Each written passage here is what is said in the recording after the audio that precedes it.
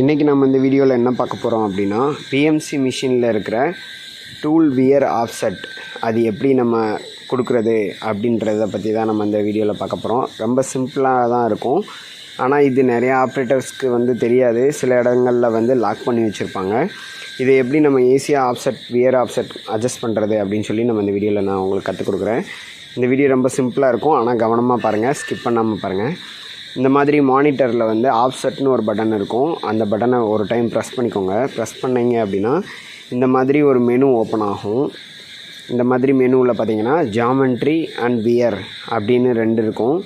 Geometry offset என்ன அப்படின்னா, இப்போது டூலோட மொத்த டிஸ்டன்ஸு, அதாவது ஹோம் பொசிஷனில் இருந்து மிஷினோட ரீடிங் தான் ஜாமெண்ட்ரி ஆஃப்செட்டு.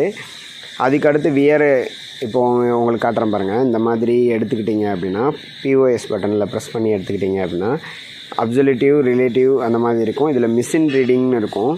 இந்த மிஷின் அப்படின்னு போட்டிருக்க இந்த ரீடிங் தான் ஜாமெண்ட்ரியில் கால்குலேட் பண்ணும். இந்த ஜாமெண்ட்ரியில் மொத்த டிஸ்டன்ஸ் அது எடுத்துக்கும். அதுக்கப்புறம் நம்ம மாட்டியிருக்கிற இன்சர்ட்டு, டூலு, வியர் ஆகிறது இது எல்லாத்தையுமே கண்ட்ரோல் பண்ணுறது பார்த்திங்கன்னா இந்த வியர் அப்படின்ற ஆஃப்செட்டு தான் கண்ட்ரோல் ஆகும். இப்போ இது மேக்ஸிமம் சில மிஷின்ஸில் 0.5 கொடுத்துருப்பாங்க. சில மிஷினில் 1 mm வரைக்கும் அட்ஜஸ்ட் பண்ணலாம். அதுக்கு மேலே நம்மளால் இது அட்ஜஸ்ட் பண்ண முடியாது. அதுக்கு மேலே நம்ம அட்ஜஸ்ட் பண்ணணும்னா ஜாமெண்ட்ரியில் மட்டும்தான் அட்ஜஸ்ட் பண்ணணும். அதுக்கப்புறம் ரேடியஸ் அப்படின்னு இருக்கும். அதுவும் நம்ம இதில் அட்ஜஸ்ட் பண்ணிக்க முடியும்.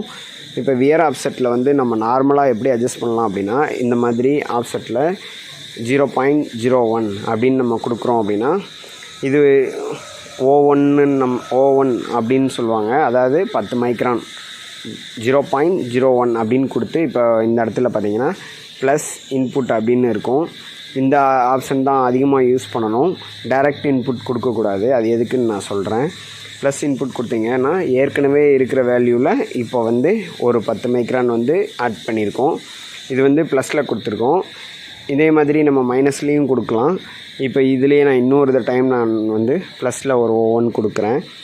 ப்ளஸ் 0.01 அப்படின்னு நான் டைப் பண்ணியிருக்கேன். இங்கே பாருங்கள், டைப் பண்ணிவிட்டு இப்போது ப்ளஸ் இன்புட் அப்படின்னு நான் கொடுக்குறேன் அப்படின்னா ஏற்கனவே அங்கே இருக்கிற ரீடிங்லேருந்து நம்ம இன்னொரு O1 ப்ளஸ் பண்ணுறது தான் இதில் அர்த்தம். இந்த ஆப்ஷன் நம்ம கொடுக்காமல் நம்ம டேரெக்டாக நம்ம இன்புட் கொடுத்தோன்னா அந்த வேல்யூ அப்படியே போய் இன்புட் ஆகிடும். இப்போ ப்ளஸில் கொடுத்தோம். இப்போ மைனஸில் நம்ம கொடுக்குறோம் அப்படின்னா மைனஸில் கொடுத்து இப்போ இன்புட்டில் கொடுத்தோன்னா கால்குலேட் பண்ணி அதுவே கால்குலேட் பண்ணி இப்போ -10ன்னு வந்துடும். இப்போ ப்ளஸ் பண்ணணுமா மைனஸ் பண்ணணுமான்றதை நீங்கள் டிசைட் பண்ணிக்கோங்க. ப்ளஸ் பண்ணும்போது டூல் அப்பில் போகும், மைனஸ் பண்ணும்போது டூல் டவுனில் வரும். இப்போ நான் 0.02 அப்படின்னு வச்சுருக்கேன். இந்த இடத்துல டேரெக்டாக இந்த வேல்யூ வரணும், நம்ம டைப் பண்ண வேல்யூ தான் டேரெக்டாக இங்கே வரணும் அப்படின்னா இங்கே இன்புட்னு ஒரு ஆப்ஷன் இருக்கும். அதை கொடுத்தோம் அப்படின்னா டேரெக்டாக இன்புட் ஆகிடும். இங்கே பாருங்கள், இன்புட் ஆகிடுச்சு. இந்த மாதிரி வியர் ஆஃப்செட் கொடுக்குறதுக்கு நீங்கள் ட்ரைனிங் எடுத்துக்கோங்க. என்ன தான் நீங்கள் வீடியோவில் பார்த்தாலும் ஒரு டைம் நீங்கள் ப்ராக்டிக்கலாக ட்ரெயின் பண்ணி பார்த்தீங்கன்னா கரெக்டாக இருக்கும்.